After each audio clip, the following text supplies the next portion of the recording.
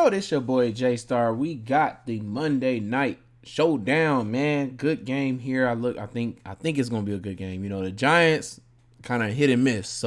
But Seattle, pretty good offenses here.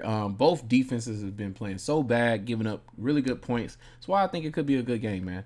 But we're gonna get into this as we always do, breaking down, personnel offenses that these two offenses are gonna run.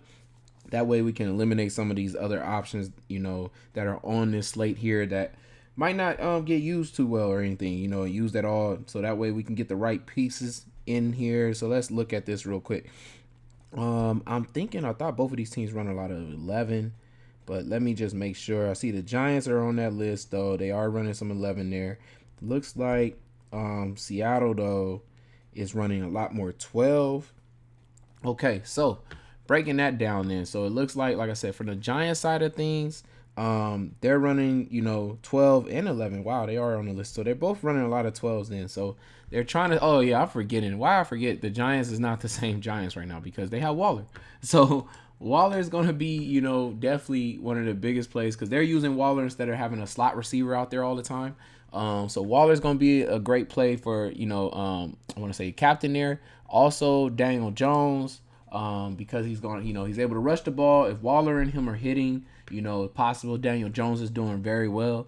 Besides that, the slot is where we're supposed to be hitting at, against Seattle. But man, this team runs a lot of 12, and it's like their slot receiver is Waller. So I really don't know where else to say to go because there's not a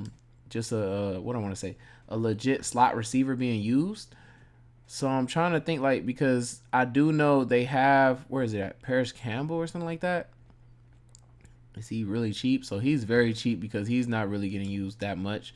And also, not only is his volume is whatever, his ADOT is very short. He's not really going far. Is Hyatt. And I don't even mind, if you want to take some shots at Hyatt, at captain in this game, because he's doing the big plays, man. He's going to come in. If he comes in and he hits at that slot area where we've been seeing Seattle's been getting attacked crazy at, I don't see why they wouldn't play him in there. But also, I forgot Wan'Dale Robinson did come back. So now we got, a little timeshare issue there because I forgot he did come back and he plays in the slot too. So man, that's going to be very hard. Matter of fact, I wouldn't even say for sure then we can just put one of those two. I mean, if you want to take shots, though, at one of them at the captain spot, you can if you think you really need even that type of savings, though. Because, like I said, this team has been attacked in the slot over and over and over. It's the way you're supposed to attack them, but this team likes to use their tight end as their slot receiver. So should be Waller then over everybody else. He's going to get the most targets anyways and the most volume. Besides that, though, Hyatt, Wan'Dale Robinson, both going to be in play, because of that whole thing that you need to attack the slot receiver here. And let's see, besides that, I'm trying to think because Hodgins is out wide. Slayton is always out wide.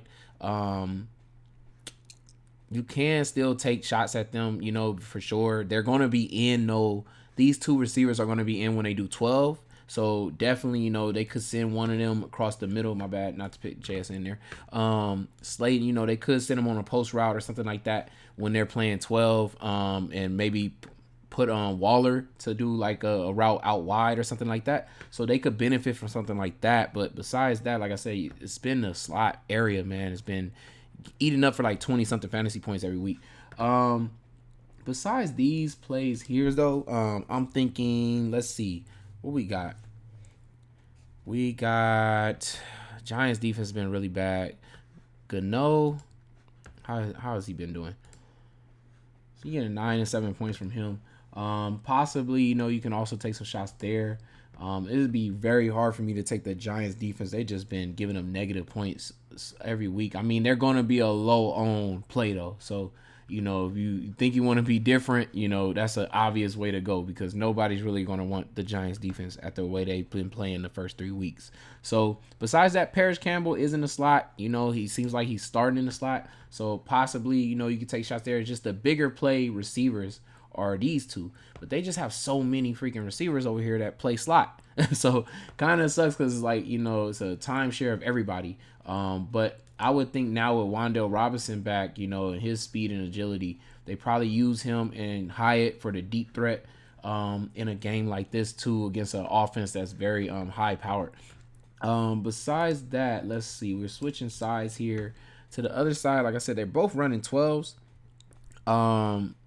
But the difference is, I would say, the Seahawks is definitely running at 12 to, run. So Walker, or definitely running it to set up the pass, the play action pass to like a Metcalf on a deep shot. They even use some Lockett, but since this team, they're going against a team that plays heavy man, I think it benefits more of DK being able to go off in this game because of that. Lockett is out wide now, so he will have some shots there. I just feel like it will probably be Metcalf or Walker here. Also, wait, let me see. Yeah, I should also say Geno, because the Giants has just been giving up mad points to quarterback too. So it would be in this range of plays here, I would think, for flex plays here. Besides that though, definitely we still got to put Lockett in there for a flex play.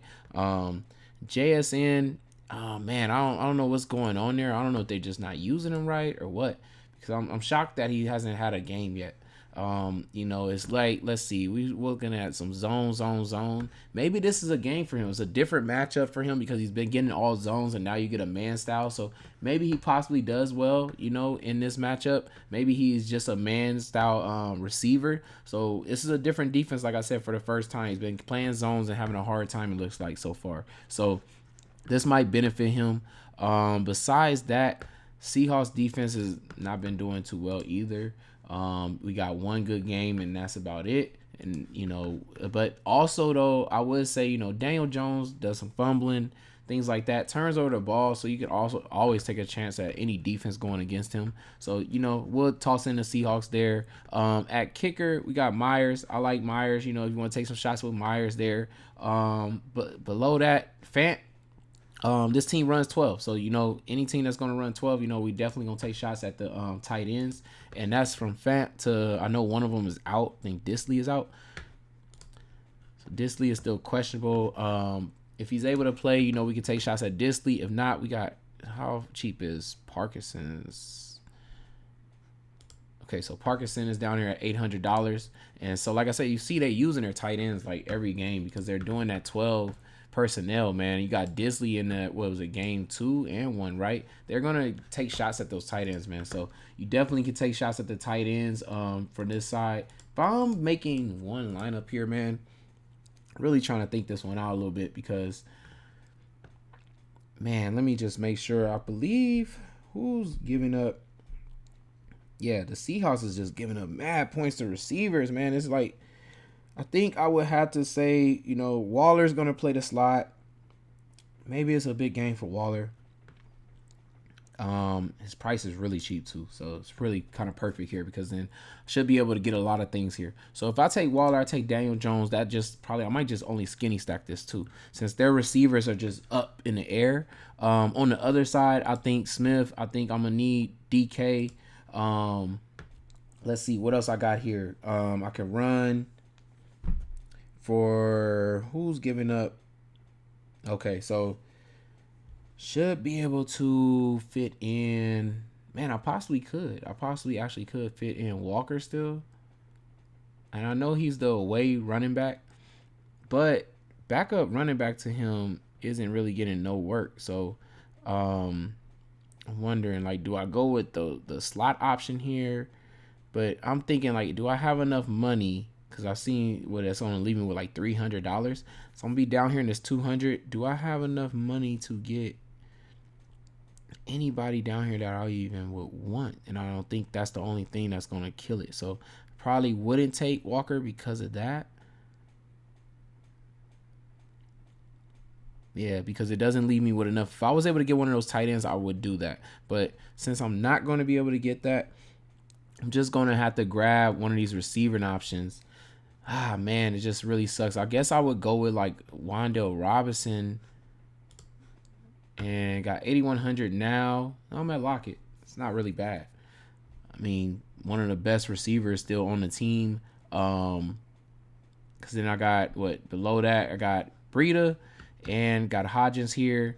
Breida, how many touches did he get when Saquon was out? So his touches was really low. And I think Saquon ends up playing this game. So I would just go with Lockett here. In this situation, man. I think so. I basically did okay. So I ended up having 3v3. I thought I was gonna have a skinny stack and then run back a whole bunch of Seahawks players. And I don't mind also switching out Wandale to Hyatt here. And having more money left on this slate right here, this lineup and everything. So because we know that puts it $2,000 with Hyatt. Also then I would have Parkinson down there because like I said, they're gonna throw to them tight ends for the Seahawks. So I don't mind doing that too as well. So opening up just some more salary there. I don't think I would switch anything else because I'm not able to get to, Walker. Or maybe I was able to get to. No, I wouldn't be able to get to Walker without changing, Geno or something like that, which I kind of really like him in this matchup. So, yeah, but that's what I will be at right here, man, with my lineup, man. Like I said, I'll switch out Robinson, switching out because since they need to attack that slot area, that's where, Seattle's been getting just killed that, man, especially with Jamal Adams being back out in the safety position. Last week I know they had a cornerback Weatherspoon, I believe, was out too. So we'll have to see come game time and things like that if that's still a problem because that would actually help out some of those wide out receivers on the Giants with Hodgins or Slayton if he's still out. So yeah, then we'll have to maybe kind of put in some lineups with them in there too as well. But this is what I like so far going into this Monday Night Football game. Hopefully this helps y'all out. It's your boy J Star, man. Hopefully I win that big money. I'm out, y'all. Peace.